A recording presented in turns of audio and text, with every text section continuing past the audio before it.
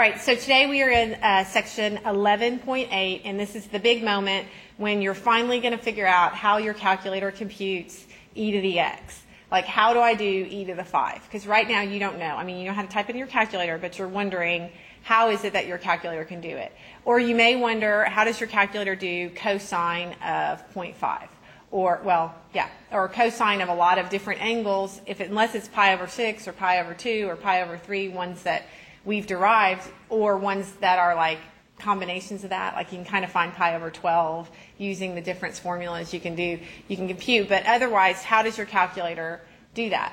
Also true with the natural log. And it turns out that the answer to that question is what we will look at today, which are Taylor and Maclaurin series.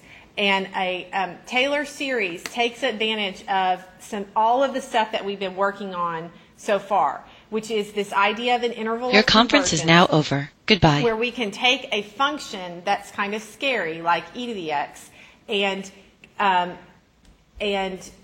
turn it into a polynomial function, a series, represent it as a series that's actually turned out to be just the sum of a polynomial, depending on how far you go out. Like it could be a 6-term polynomial or a 10-term polynomial, depending on how many n to what power you go out. And it turns out that the further you go out, the closer you can get to the approximation of the true function value. And there's, we're not going to go into a whole lot of the details. You're going to take that kind of on face value.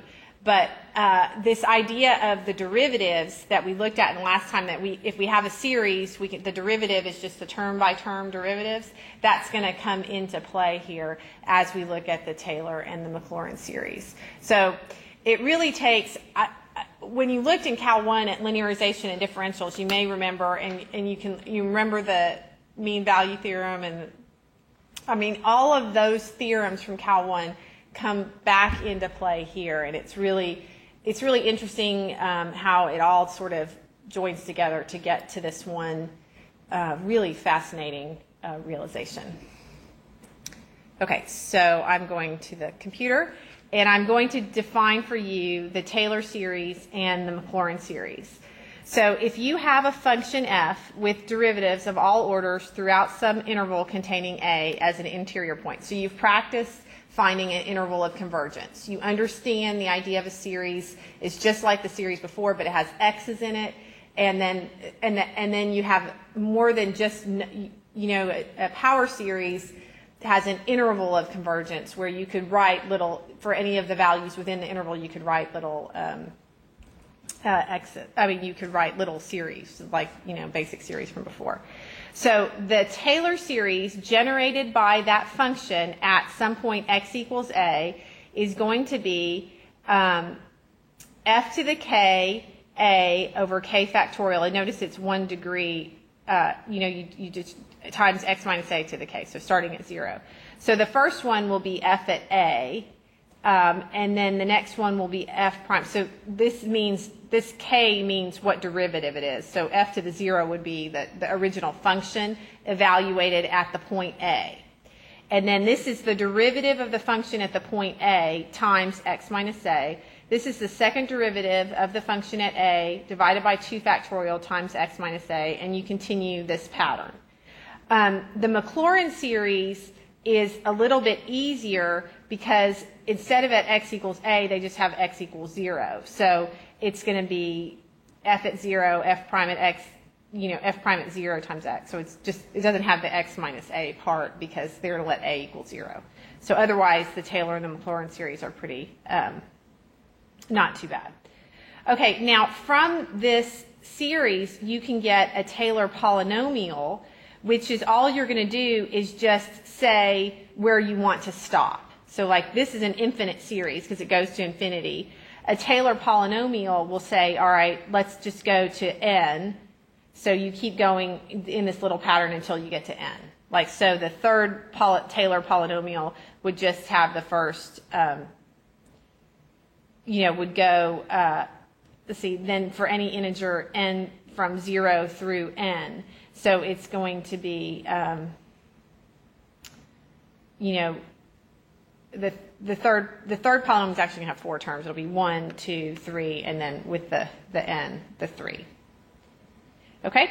So let me, before I look at this, let's look at finding a Taylor. Before I do example 3, I want to actually do example 2. So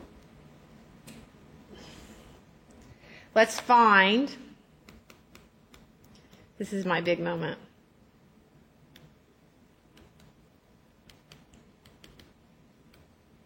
Just in case you're not sure. A Taylor polynomial for e to the x. I guess I should capitalize him. He's English.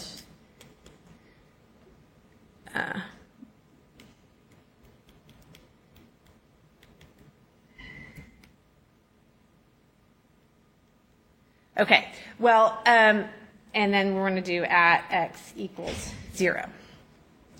Okay, well, it turns out that what you're going to do is, the beauty of e to the x, why is e to the x our favorite function? One of our favorites? I mean, it's my personal favorite. Here's another. I mean, why is e to the x your favorite function? Because it's your favorite function, Miss Brooks, and everything you like, I like. No. Brandon, why is e to the x your favorite function? Maybe it's not your favorite function. Is it your favorite function? The derivative is easy. Oh, he's so smart. You read my mind. That's right. Because the derivative of e to the x is e to the x. Gotta love that. There's nothing better than that. And then it's the only function in the world that is its own derivative. It's the best function. I mean, because you don't have to think, right? It's easy. And so all the way up, if I kept doing it, because on your homework, you're going to have to find Taylor polynomials. That's what the assignment is. Practice doing this, which means you're going to have to take a bunch of derivatives of the polynomial. Well, when it's e to the x, you can do it all day long, and you're not going to mess up at all. Okay, so we've got our Taylor polynomials, all right? So now we need to figure out what f at 0 is. Okay, that's going to be hard. E to the 0 is 1, and so f prime at 0 is still going to be 1, and all the way up until the end of time, fn, whatever degree, whatever derivative I want is going to be 1. All right, so that's just fun, right? It's easy, simplified. So the Taylor series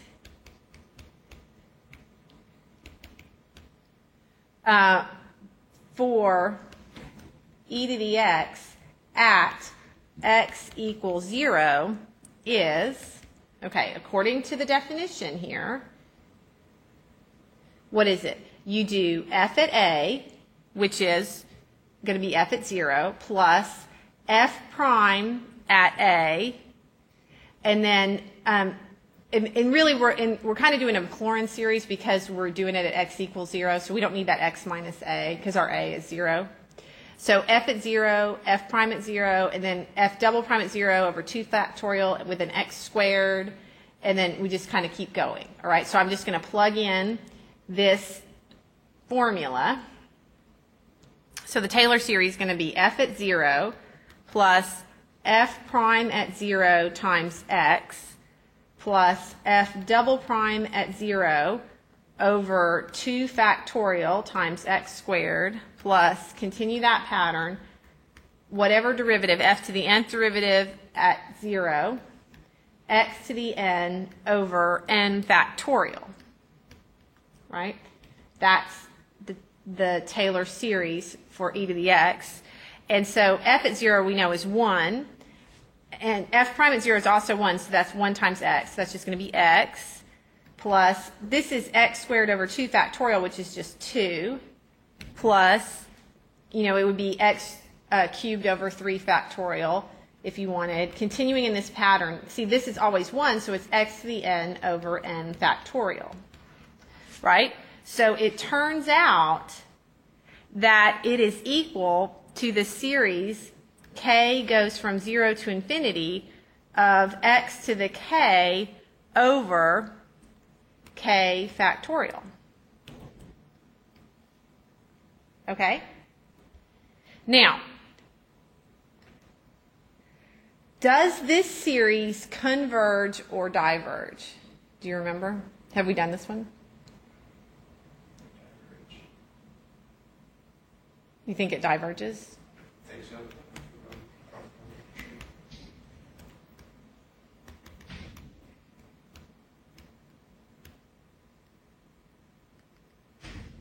Okay, if that's my question, how would we determine that? Because that's a test, that could be an easy test question. Does it converge or diverge? Was there a test that was kind of useful when you had factorials? Do you remember which one you liked? What test would you use, Brandon, if you had to?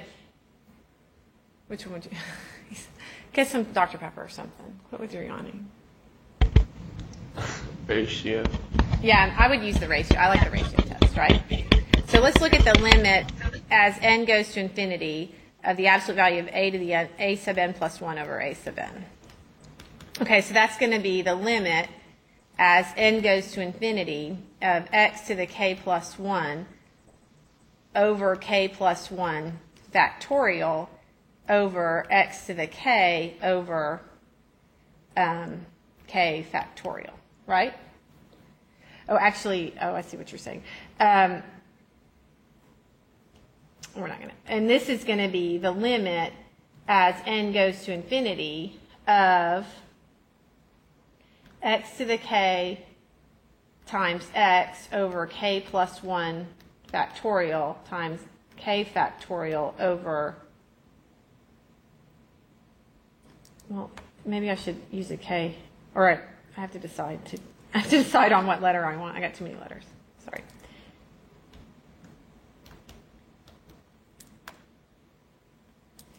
This is going to be a k. This is a k, right? And this is a k.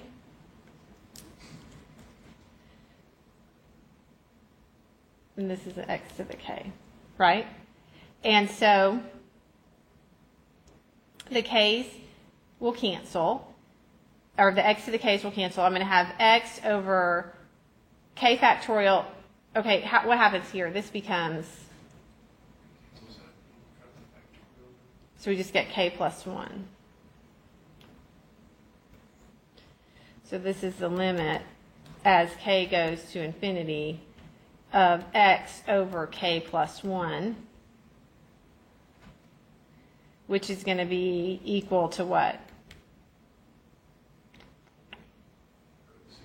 This is going to go 0. What happens in the ratio test when that happens? I think it's inconclusive.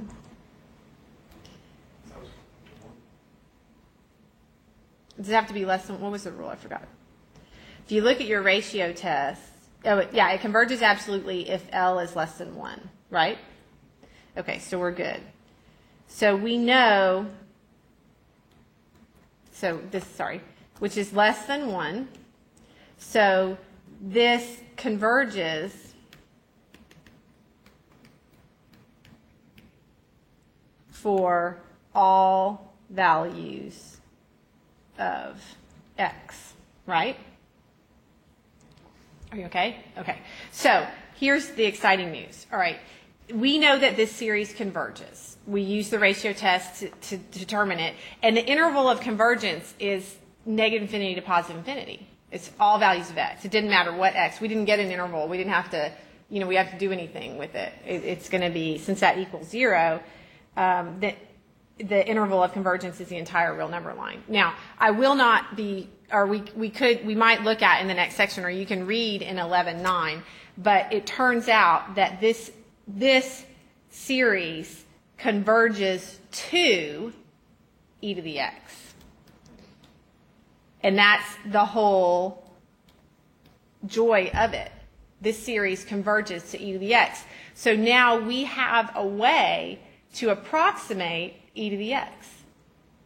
We can write a Taylor polynomial and kind of estimate, what we want. Now, the closer we are to 0, the quicker we will get to the value, to the value of e to the e to the whatever. So let me do an example to kind of, right, so it turns out, oops.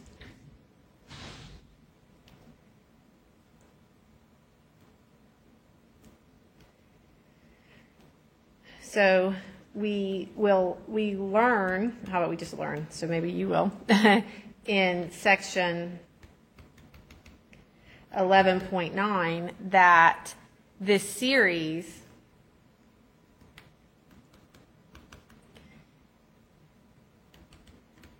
converges to e to the x at every x. So the Taylor polynomial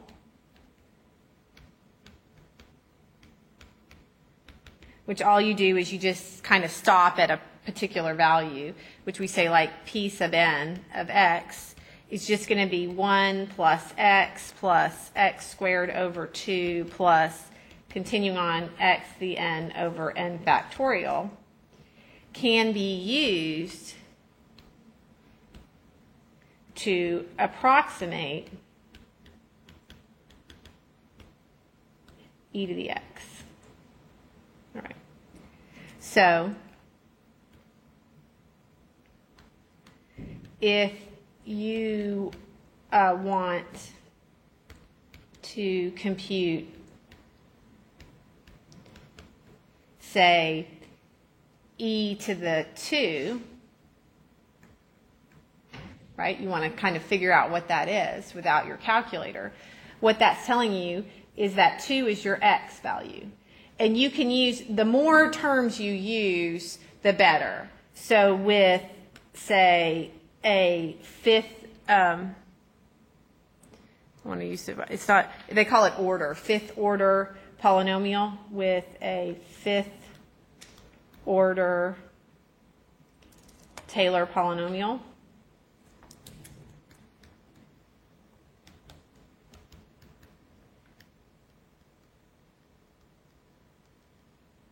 You can do that. So that would be p sub 5 of x would be 1 plus x squared over 2 plus x cubed over 3 factorial plus x to the 4th over 4 factorial plus x to the 5th over 5 factorial.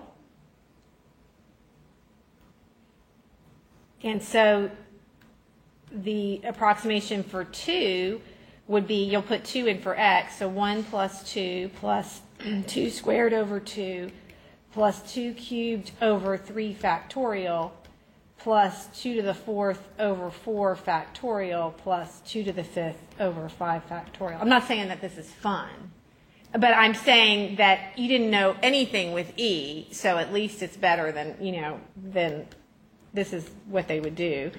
1 plus 2, this is 4 over 2, which is 2, right? 3 factorial is 3 times 2 times 1, so that's 6. 2 cubed, so it's 8, 6. 2 to the 4th is 16, right? 4 factorial is 24. Does that sound right? And 2 to the 5th is 32. 5 factorial is 5 times, yeah, it's 120. All right, and so it seems silly to use my calculator to show you how you can do something without your calculator, but I'm feeling lazy. So that's going to be 5 plus 8, 6 plus 16 24s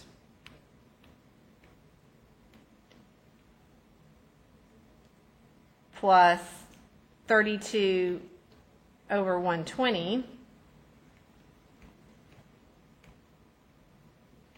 And you hit enter. And then if we did e to the 2, it's not awesome, but it's pretty close, all right? And if I did more terms, like if I did a 10th degree Taylor polynomial, I would get even closer. And it turns out that I can get as close as I want. You can get the approximation to be as close as you want. Have you never been gotten by when the last value you calculated, right? That is true for the geometric. There is a restriction on how close you will be, but I don't want to say that it's exactly that. But that's good that you remember that. That was really good. Yeah. Anyway, so there you go. There you have it. We can close our books and leave. You feel pretty good? So when someone asks you, which I'm sure they will, what are they going to ask you? So how do you compute e to the fifth? Then you just tell them, we'll use the series x to the n over n factorial. Okay, so next to the Pythagorean theorem, I mean, I really feel like you are mathematically fulfilled now. So you could smile, Brandon. I mean, I could have a smile. Just, there you go. Okay, thank you. I was making a joke. All right. I mean, but people want to know this stuff, you know? But why? Because I can just type it on my calculator. But I mean, you know, why does my calculator do it? Now, it turns out that the closer you are to 0, the better, like the less polynomial you have to go out. You know what I'm saying? And so they did a little graph here where these are the little Taylor polynomials, and they're showing you that, see how close you are, see how even the first degree polynomial, obviously, because e to the 0 is 1. I mean, they hit it really good. But as you go out away, you kind of have to expand your polynomial a little bit. How does the calculator go? I don't know. I'm not sure. I would think, though, the question was how far out does the calculator go? I don't really know, except that I don't even know. I'm pretty sure it uses a Taylor, but I'm not sure what the coding is.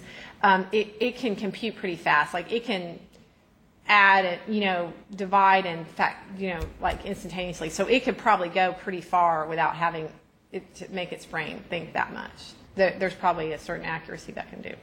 So it turns out you can also find Taylor polynomials. They're fun to do for your trig functions too. They're fun for trig functions because trig functions are cool, like especially sine and cosine, because their derivatives just alternate. So they're easy to compute. So here in this problem, let me make it bigger so you can see it. What we did is we found the Taylor polynomial for cosine x, and this is all you're going to be doing on your homework. And so you just want to kind of look at its derivative, and what you'll see is that the derivative of cosine x is negative sine x, and then you have negative cosine x, and then you'll get back to sine x, and the derivative of sine x is cosine x. So you start to see that the even ones are going to be alternating SIGNs of cosine x, and the odd derivatives are alternating alternating positive and negatives of sine. And but at x equals 0, if you're going to plug 0 in, the cosine of 0 is 1. So this turns out to be alternating ones and negative ones, and the sine of 0 is 0.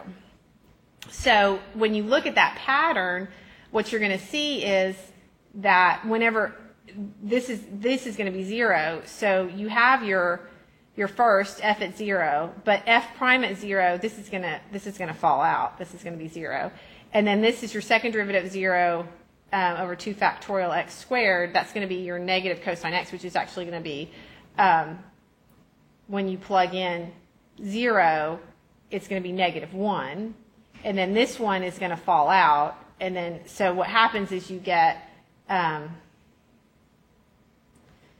even terms of x, and you have even factorials down here because the others are zeroed out.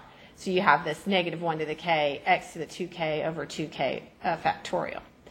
And this is also, they say, the Maclaurin series. Remember, the Maclaurin series is just almost like a subset of the Taylor series, because the Maclaurin series has a equal to 0 instead of x minus a. You have x minus 0, so you just have an x there. And it turns out that this converges for x equals 0 at every x. And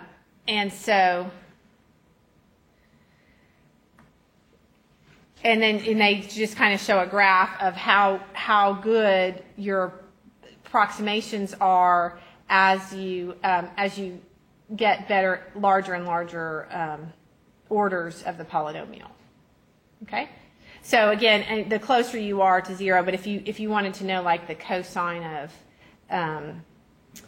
5, well, you're probably going to need to look at a 12th degree Taylor polynomial in order, or 12th order Taylor polynomial in order to get, a good approximation for the cosine of 5. But again, it's not, you don't have any idea what the cosine of 5 is. You do know how to raise something to a power and divide by a factorial. That's computation that you can do, or that a calculator or a computer could do. So you go from having no idea to an answer, right, or an approximation. I mean, instead of saying cosine 5, you can actually say how it is that you got it. So that's pretty much what we're looking at here. Pretty exciting stuff here.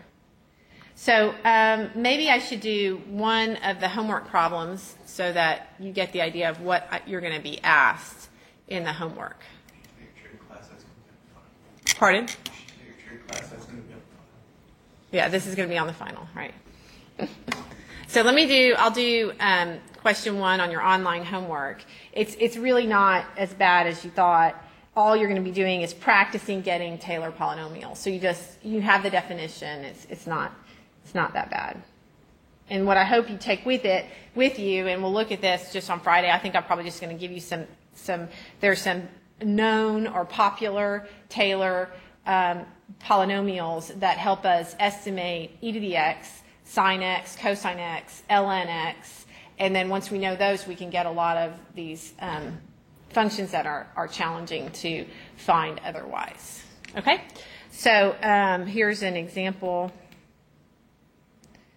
from the online homework.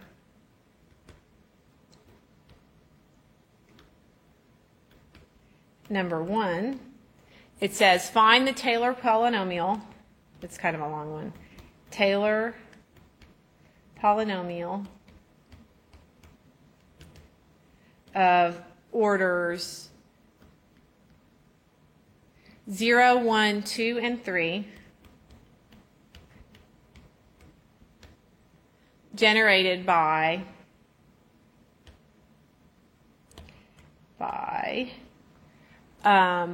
f of x equals 6 ln x at a equals 1. So this one's a little bit more exciting. Okay?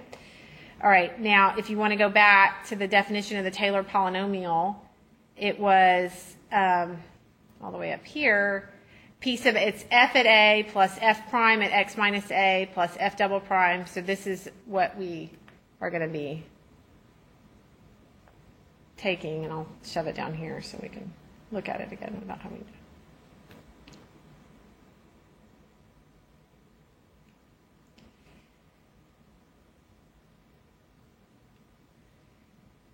Okay, so we are going to, I don't know if you can read that.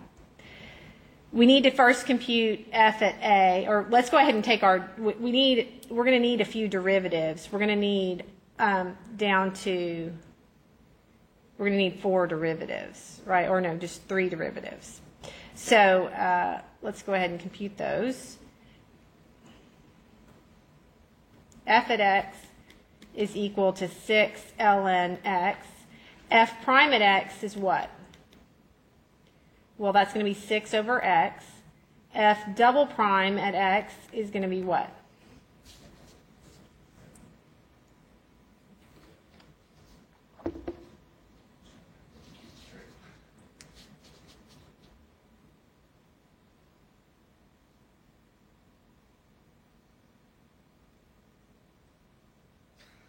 Sorry. How about negative 6 over x squared? All right, thank you. Are we good? Yeah, thanks, Rand. I could hear it, but, is that what you were thinking? What's the next one? What's the third derivative? You can do it, guys. All right.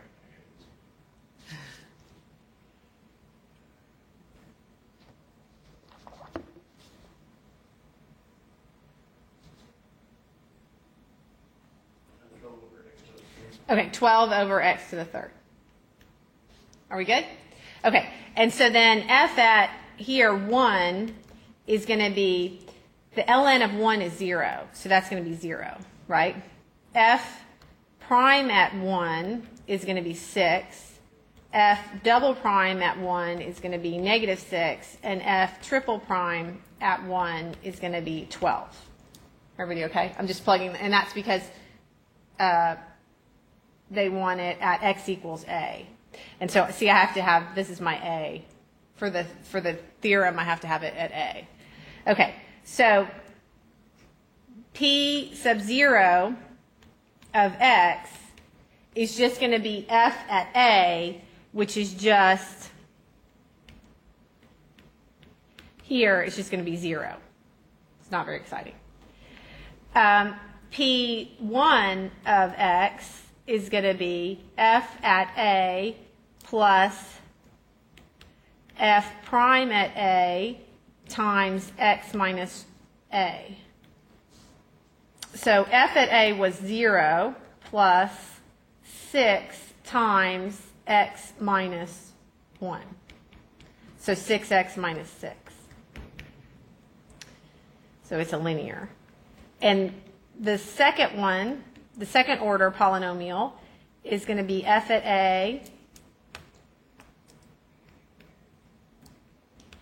plus f prime at a times x minus a plus f double prime at a over 2 factorial times x minus a squared. So it's a little bit more exciting. It's going to be this 6x minus 6, because you should see this right here is P1, right? So I've already computed that. Plus f double prime at a is negative 6 over 2 factorial is just 2, because it's 2 times 1. And then this is x minus 1 squared.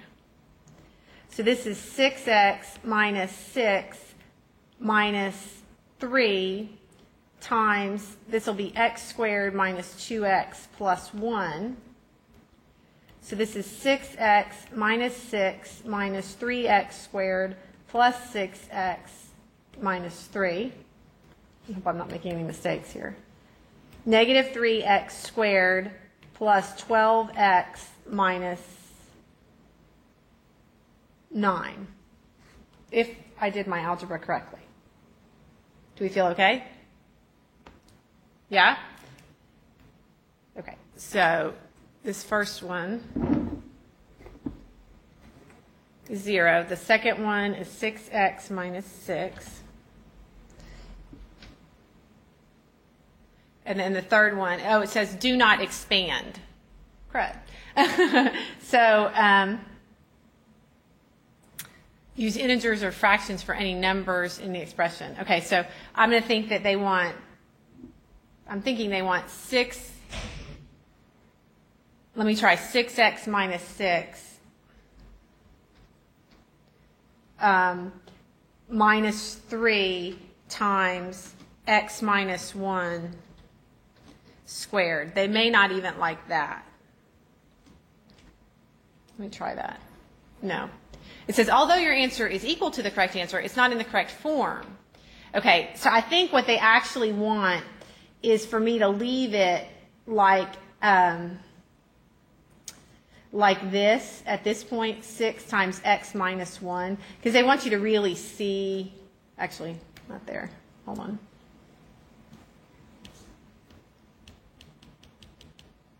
They really, at this point, they want you to do 6 times x minus 1. I think they want it like that, and they don't mind you putting a minus 3 there, but you know what I'm saying? They want you to show how it's always going to be x minus 1, then x minus 1 squared, and then x minus 1 cubed. They want that little pattern to show up.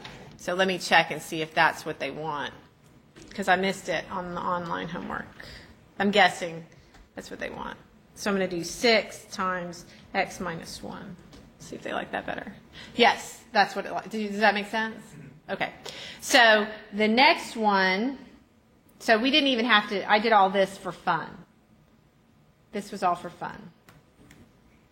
Not needed for the online homework. but it was fun. Didn't you think? It was rocking. Okay, so P3 of x is going to be 6 times x minus 1 plus, or minus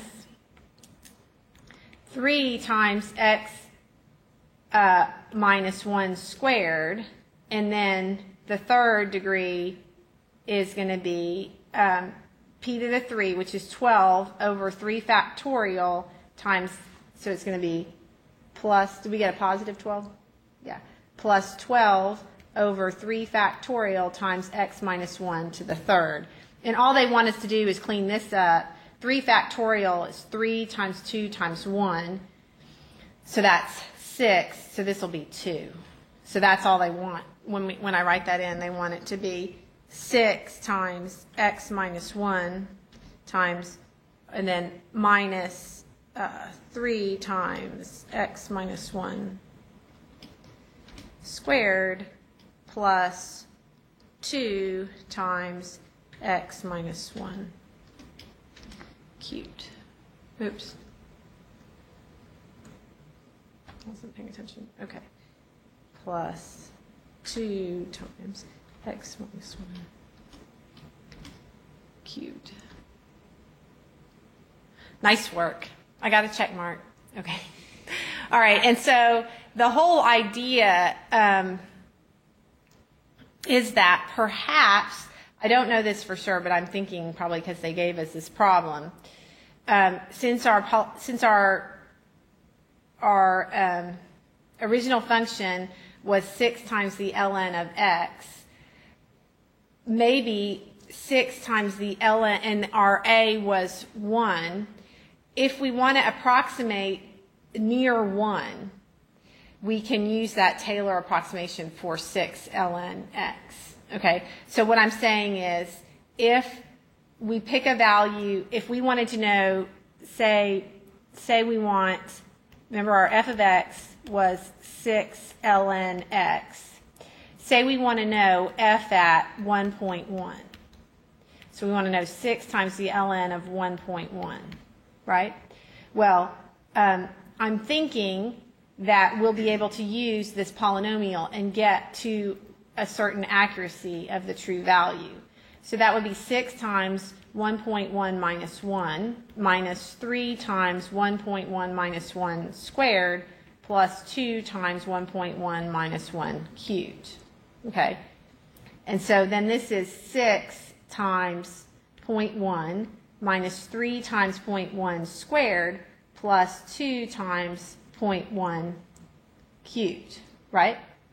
Okay. And so say we're in the, we're at, where are we? We're like on a desert island. Okay, so this is 6/10, right? 6 times 1/10 minus 3 100ths plus 2 1,000ths. Tenths, hundredths, is that right? 0.1 cubed, 10 cubed. You guys are, Right. yeah, maybe? You don't know. You don't know? You're not sure. Okay. Sounds good to me. What, would there be more of theirs? You're good? We're good? All right, and then, so we're still on the desert island, so we have to figure out how to do this by hand. But we can do that because we can get a common denominator since they're all 10s in the bottom. We're cool. All right, so if I multiply this one by 100 and this one by 10, I should be good, right? So this is 600 over 1,000. Sorry. 600 over 1,000 minus 30 over 1,000 plus nothing, right? And so I'm thinking this is 600 minus 30 plus 2. So 600, stop, 600 minus 28, right? 600 minus 28 is how much? 574? 600 minus 28, no, 2. So 572, right? No.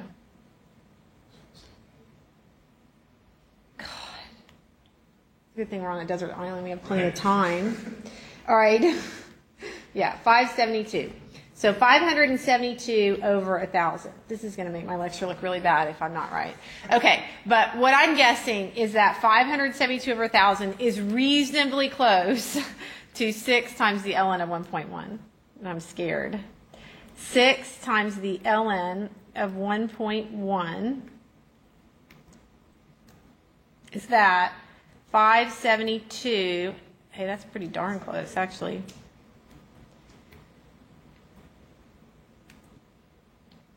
Oh, do I rock? No, just give me a big old kudos right there. Come on, I get nothing. Brandon, you're like, there's nothing. Are you ever happy? Oh, come over here. How do I undo that? I want that to go back. All right. You're not going to, I don't want this to be there. Undo that. It moves. Have you seen how it moves mine? Okay. Well, if I drag him over here and put it here. There. Okay. So, I mean, do you get what I did there? Do you get how cool that is? Maybe? Because you can't do this. Yuck. But this you can do, Desert Island. Right? So you just figured out how to do the ln, the ln of 1.1 times 6 without a calculator. No, that rocks. Yes, that rocks. I mean, pretty close, right? And if you had gone out further, which wasn't that hard, you could have, right? And so what that tells you, and what the beauty of it really is that without the whole story of the book to page 794, you couldn't have done it. Because if you don't know how to find a derivative, you can't do this.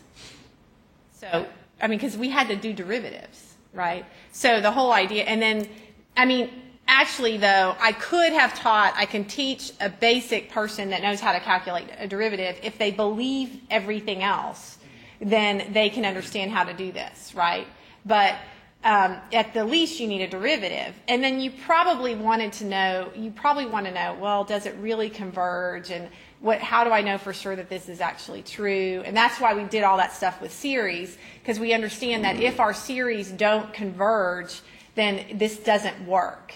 Okay? And it's not true that every Taylor series converges. And we didn't get to that, but I did show you some that do converge, and I'll give you some that do converge. Like the e to the x, we proved that it converged using our ratio test, because we got it less than 0, and so we knew it always converged. I didn't prove to you that it converges to e to the x, but you can read about that in section 11.9. Okay, so, we're done. My work here is done. I'll talk to y'all later.